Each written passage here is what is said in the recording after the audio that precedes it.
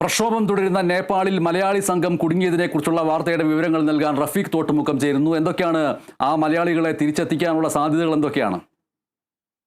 ബനേഷ്, വളരെ സങ്കീർണമായ ഒരു അവസ്ഥയിലും കൂടിയാണ് നമ്മുടെ നാട്ടിലുള്ള കുറച്ച് 40ഓളം വരുന്ന മലയാളികൾ ഇപ്പം അവിടെ നേപ്പാളില് കാഠ്മണ്ഡുവിനടുത്ത്. നമ്മുടെ നാട്ടിലുള്ളവരെന്ന് പറഞ്ഞാൽ ഏത് നാട്ടിൽ? അത് കോഴിക്കോട്, മലപ്പുറം ജില്ലകളിലെ പ്രദേശങ്ങളായ മരീക്കോട്, മുക്കം, കൊടുവള്ളി, അതുപോലെ കൊടിയത്തൂർ ഭാഗങ്ങളിലുള്ള മലയാളികളാണ് ഇപ്പോൾ നിലവിൽ അവിടെ ഉള്ളത്. നമ്മുടെ സുഹൃത്തുക്കളടക്കം ഇപ്പോൾ അവിടെ ഉണ്ട്. അവരിൽ നിന്ന് കിട്ടുന്ന വിവരങ്ങൾ അനുസരിച്ച് വലിയ ഒരു പ്രക്ഷോഭം തന്നെയാണ് ഇപ്പോഴും നടന്നുകൊണ്ടിരിക്കുന്നത്.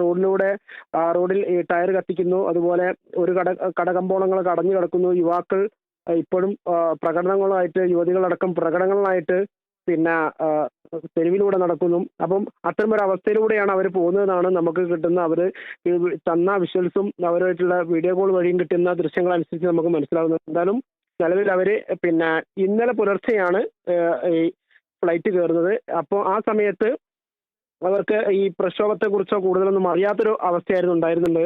അവരിപ്പോൾ നിലവിൽ അവിടെ എത്തിയതിനു ശേഷമാണ് ഈ പ്രശ്നങ്ങളൊക്കെ ഉണ്ടായിട്ടുള്ളതെന്നാണ് പറയുന്നത്. എന്തായാലും അവർക്കിപ്പം റൂമിലേക്കൊന്നും പോകാൻ പറ്റാതെ ഒരു റോഡ് സൈഡിൽ നിൽക്കുകയാണ്. അതിൽ പ്രായമായ ആളുകളാണ് കൂടുതലുള്ളതെന്നാണ് പറയുന്നത്. എന്തായാലും അവർക്ക് പോലീസ് സ്റ്റേഷൻ വഴി പോലും ഒരു ഇത് കിട്ടുന്നില്ല എന്നാണ് പറയുന്നത്. അതായത് അവർക്ക് പോലീസ് സ്റ്റേഷനിൽ പോയിട്ടും അവർക്കും ഒന്നും ചെയ്യാൻ പറ്റാത്തൊരവസ്ഥയിലാണ് എന്നുള്ളതാണ് അവരിൽ നിന്ന് കിട്ടുന്ന വിവരങ്ങൾ.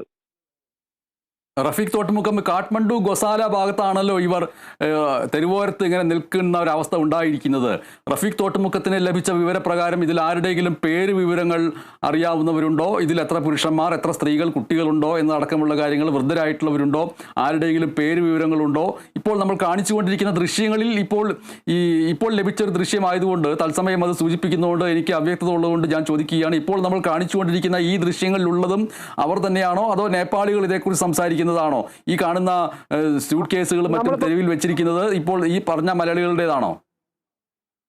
തീർച്ചയായും മനേഷ്, നമ്മൾ കൊടുത്ത വിഷ്വൽസിൽ നമ്മൾ അവിടെയുള്ള മലയാളി, അതായത് എൻ്റെ സുഹൃത്തും ഇവിടെ മുക്കത്തുള്ള വ്യാപാരി വ്യവസായിന്റെ ഒരു അംഗം കൂടി ആയിട്ടുള്ള പിന്നെ ബക്കർ മുക്കം എന്ന് പറഞ്ഞ ആളെ ബൈറ്റാണ് ഇപ്പോൾ നമ്മൾ കൊടുത്തുകൊണ്ടിരിക്കുന്നത്.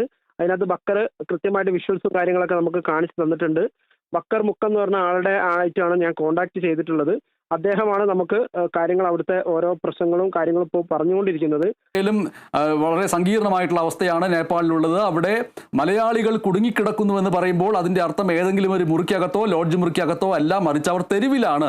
അവരുടെ സ്യൂട്ട് കേസുകൾ തെരുവിൽ വെച്ച് എവിടേക്ക് പോകണം, എങ്ങോട്ട് പോകണം ഒന്നും അറിയാതെ, ഒരു മുറി പോലും ലഭിക്കാതെ തീ പടർന്നുകൊണ്ടിരിക്കുന്ന പ്രതിഷേധക്കാർ, ടയർ കത്തിച്ച് എറിയുന്ന പോലീസുകാർ വെടിവെക്കുന്ന ആ ഒരു തെരുവിൽ അവർ അനിശ്ചിതപരമായ ഒരു അവസ്ഥയിൽ നിൽക്കുകയാണ് എന്ന് റഫീഖ് തോട്ടുമുക്കം റിപ്പോർട്ട് ചെയ്യുന്നു. ഇതടക്കമുള്ള